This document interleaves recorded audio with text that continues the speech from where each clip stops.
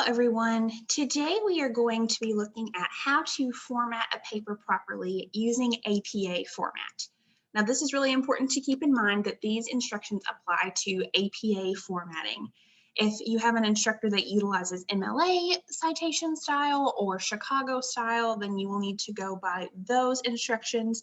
But if your instructor is using APA format, then these instructions will apply. So make sure you always confirm with your instructor if they don't make it clear what type of formatting they would like you to use. So whenever I was submitting an assignment, either in my undergraduate or my graduate career, I would open up Microsoft Word. The very first thing that I would do would make sure that I was in Times New Roman and 12-point font. This is pretty standard for most assignments. If your instructor has other recommendations, then you can always change it, but I always defaulted to Times New Roman and 12-point font.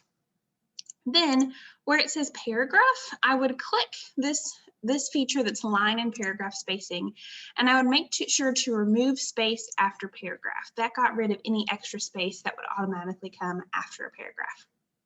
Now, first, we're going to look at what you would do for just a regular assignment. In this class, for example, that might be your time management assignment, your diversity reflection paper, your final reflection, your final writing reflection assignment, anything that's just a small paper that doesn't require official APA formatting. If you're not sure, you can always default to the more official formatting, which we'll look at here in a minute. But we want to make sure that we are double spacing unless the instructor recommended otherwise. And in the top left-hand corner, you're going to want the following information. You start with your name. Then you want to put the name of the course. Then you want to put your instructor's name. And lastly, you want to put the date. Now you can opt to put the date that you are completing the assignment, or you can put the due date. Unless your instructor specifies, either one is probably fine. So we're going to say November 3rd, 2021. So if you're just doing a short reflection paper or some sort of assignment like that, then putting this information in the top left-hand corner is always a good bet, just so your instructor has all that information, whether they grade it on the computer or they choose to print it out and grade it. And then I would center and put some sort of title for the assignment. Let's say it's your diversity reflection paper. And then we would move back over from the center, tab over to start a paragraph, and then begin typing. So that's what you would do for just a more casual assignment or a shorter paper. Now we're going to look at what you would do for official formatting, and this is a little bit trickier, but APA formatting has changed a little bit to make it just a little bit easier.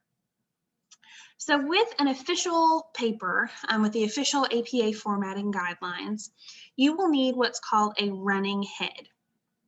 A running head is a shortened version of your title that will appear in the header of each page of your paper. You'll also need page numbers. So to make this as seamless as possible, I would double click in the top area of your paper to open up the header. Go back to home, make sure you're in Times New Roman and 12-point font. Go back to header and footer, and the very first thing I would do is add in your page number. Sometimes if you add in the header and then go back in to add the page number, it makes the header go away and you have to try again. So we want our page number to be on the top of the page, and we want plain number 3. So it's showing that the number is going to be in the top right-hand corner, which is what we want. So we're going to click that, and it should be in the correct font. And then we go back in here and add our running head. Now, like I said, the running head is a shortened title of your paper. It can't be any more than 50 characters. So if you have a really long title for your paper, then you'll need to find some way to shorten it. So for the purposes of this paper, I'm going to use the title of one of my papers from my graduate work. The title of the paper was Serving with Authenticity, a Leadership Style Analysis. Now, that's more than 50 characters, so I'm just going to use the first part of that. Serving with Authenticity. Less than 50 characters, and your running head will need to be in all caps. After you've put all that in, You want to enter down just a bit, and you're going to be working on your title page. This helps the information be centered in the title page. So you'll want to center your writing. And for all of your papers, I would definitely include the title, your name, and then the university. And we'll look at some other information that you could include here in a second. So like I said, the title of this paper was Serving with Authenticity, a Leadership Style Analysis. Now it's up to you what you want to do when it comes to the titles of your paper. My freshman year, I learned from someone that you should have something more catchy for the beginning of your title that kind of introduces what you're doing, and then a colon, and then maybe a bit more description of what you're going to be writing about. So in this paper, I was analyzing my personal leadership style, and I found that I utilized servant leadership as well as authentic leadership.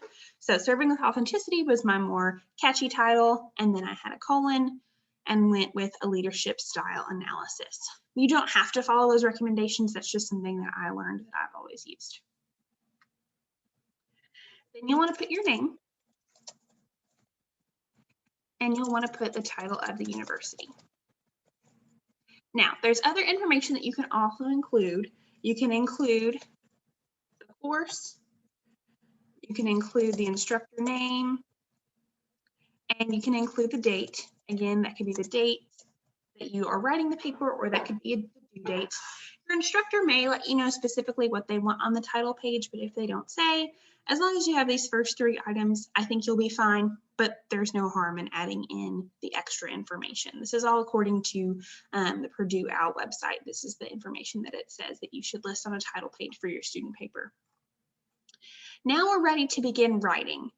Instead of just pushing enter a lot and getting down to the next page, in order to keep all of this formatting in place and help everything go smoothly as you continue to write, you want to insert a page break. This just allows you to skip down to that next page and keep all of this formatting the way that it is. So you'll click Insert, Page Break, and then you'll see that your running head and your page number carried on to this next page. So we'll tab over to indent our first paragraph, and we'll begin typing our paper. Now, let's say we said a lot of really smart things, good arguments, great analysis, la, la, la. I'm finished with my paper now. I made a typo. I'm going to go in and revise that. And now I'm ready to list my references. So again, we want our references to be on a fresh page, just like we did with the body of our paper. So we will again insert a page break. We will center our text and bold it. That's the proper formatting for a heading. We will type references. And then you can begin citing your sources. So this is how I always went about formatting my papers, putting in that running head, that page number, formatting the title page, and utilizing those page breaks. And then we also looked at previously how to format in that top left corner, what information to put on a more casual assignment. So hopefully this was helpful. If you have any questions, as always, please feel free to reach out to me, and I look forward to seeing your properly formatted assignment.